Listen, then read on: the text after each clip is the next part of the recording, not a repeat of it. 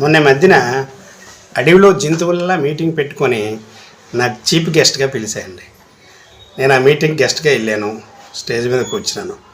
జంతువులన్నీ వస్తూ వాటి సమస్యలు అవి చెప్పుకుంటూ వెళ్ళిపోతున్నాయి. ఈలోపు ఒక గాడిద వచ్చి మైక్ తీసుకొని నాకు, ఏమండి ఎవడు పని చేయకపోయినా ఎవడు సోమరిపోతూ అయితే ఒరే గాడిద అని తిడతారేంటి సార్, అన్నిటికీ నన్ను యూజ్ చేస్తారేంటి సార్, అదేం నాకు నచ్చలేదు సార్, కొంచెం మీ వాళ్ళతో మాట్లాడాను. సరే అమ్మా, ఈ సమస్య నేను ఎలాగైనా మాట్లాడి పరిష్కరిస్తాను అన్నాను. అన్నింటినీ ఇంకో విషయం కూడా అడిగిందండి.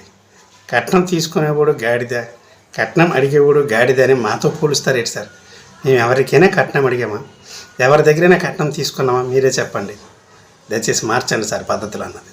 ఓకే అండి, నేను మాట్లాడతాను.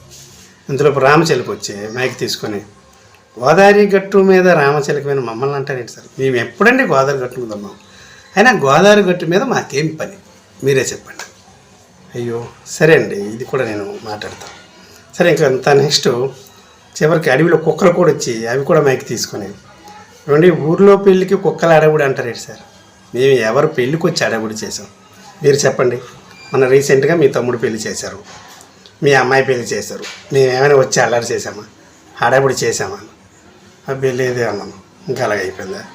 చివరికి కోళ్ళు కూడా వచ్చి మైక్ తీసుకొని, ఎవడో కోయ్ కోయ్ కోయ్ కోయ్ అంటే మమ్మల్ని కోస్తారేంటి సార్ అన్న.